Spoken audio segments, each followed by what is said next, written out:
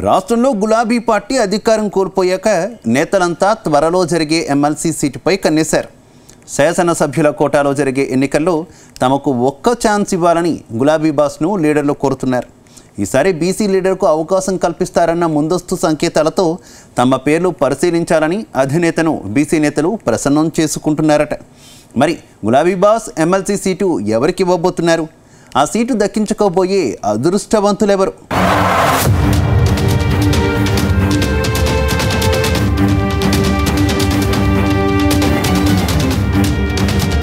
తెలంగాణలో మరో ఎన్నికల సమరం. కొత్త ఏడాదిలో ఎమ్మెల్సీ ఎన్నికల ఫైట్. శాసనసభ్యులు, గ్రాడ్యుయేట్, టీచర్ ఎమ్మెల్సీ స్థానాలకు ఎన్నికలు. తెలంగాణలో మరోసారి ఎన్నికల ఫైట్ కు అన్ని పార్టీలు సిద్ధమవుతున్నాయి. త్వరలోనే శాసన మండలి కోట, పట్టభద్రులు, ఉపాధ్యాయ నియోజకవర్గాలకు జరిగే ఎన్నికల కోసం కసరత్తు మొదలుపెట్టాయి. ఈ ఎన్నికల్లో అధికార పార్టీ మెజారిటీ సీట్లు దక్కించుకునేందుకు ప్రయత్నాలు చేస్తుంది. మరోవైపు 2 సీట్లైనా గెలవాలని గులాబీ పార్టీ ప్రయత్నిస్తుంది.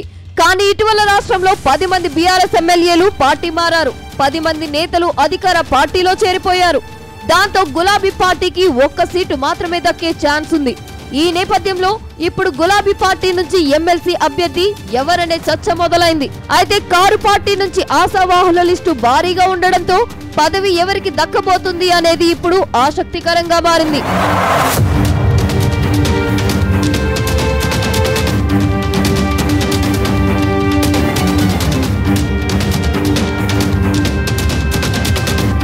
తెలంగాణలో మరికొద్ది నెలల్లోనే పలువురు ఎమ్మెల్సీల పదవీ కాలం ముగియనుంది. బీఆర్ఎస్ ఎమ్మెల్సీలు మహబూద్ అలీ, సత్యవతి రాథోడ్, సేరి సుభాష్ రెడ్డి, ఎగ్గే మల్లేశం పదవీ కాలం పూర్తి కాబోతుంది. అటు ఎంఐఎం నేత మీర్జా రియాజ్ పట్టభద్రుల నియోజకవర్గం నుంచి ప్రాతినిధ్యం వహిస్తున్న ఎమ్మెల్సీ జీవన్ రెడ్డి, ఉపాధ్యాయ కోటా నుంచి ప్రాతినిధ్యం వహిస్తున్న నర్సిరెడ్డి, రాఘోతం రెడ్డి పదవీ కాలం పూర్తి కానుంది. దాంతో ఎన్నికలు జరగబోతున్నాయి. ఈ ఎన్నికల్లో సత్తా చాటాలని అధికార పార్టీ ఇప్పటికే కసరత్తు ప్రారంభించింది. ఎమ్మెల్యేల సంఖ్య పరంగా కాంగ్రెస్ కు ఎక్కువగా దక్కే ఛాన్స్ ఉంది. అటు బీఆర్ఎస్ పార్టీ కూడా 2 సీట్లు దక్కుతాయని ఆశాభావం వ్యక్తం చేస్తుంది. కానీ ఇటీవల బీఆర్ఎస్ పార్టీకి చెందిన 10 మంది ఎమ్మెల్యేలు పార్టీ మారడంతో గులాబీ పార్టీకి ఒకే ఒక్క సీటు దక్కనుంది. ఈ నేపథ్యంలో గులాబీ పార్టీ సీటు కోసం చాలా మంది లీడర్లు పోటీ పడుతున్నారు.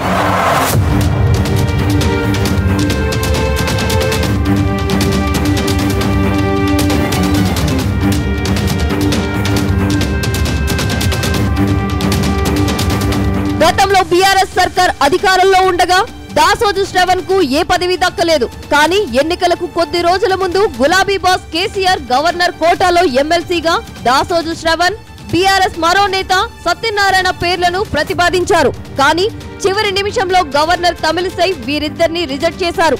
దాంతో చట్టసభలకు అడుగు పెట్టాలన్న దాసోజు కళ కలగానే మిగిలిపోయింది. అప్పట్లో ఈ విషయమై గవర్నర్ కు కేసీఆర్ కు మధ్య పెద్ద వివాదమే జరిగింది.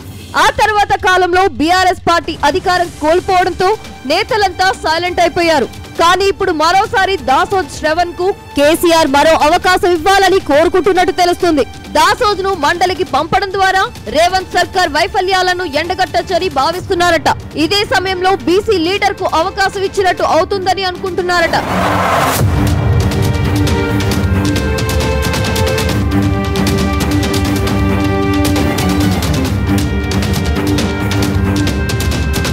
మరోవైపు ఎమ్మెల్సీ రేసులో మరికొందరు లీడర్లు సైతం ఉన్నట్టు బీఆర్ఎస్ వర్గాలు అంటున్నాయి.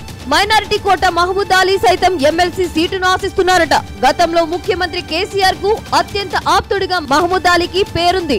అటు ఉద్యోగ సంఘాల కీలక నేత కూడా ఎమ్మెల్సీ రేసులో ఉన్నట్టు ప్రచారం జరుగుతుంది.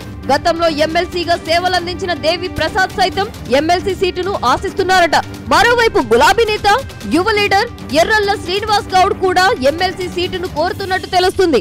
అయితే ఈ లీడర్ల పేర్లన్నీ గులాబీ బాస్ కేసీఆర్ పరిశీలిస్తున్నట్టు సమాచారం. ప్రస్తుతం ఫామ్ హౌస్ లో రెస్ట్ తీసుకుంటున్న కేసీఆర్ ఎమ్మెల్సీ సీటు విషయంలో కీలక నిర్ణయం తీసుకుంటారని పార్టీ వర్గాలు చెబుతున్నాయి.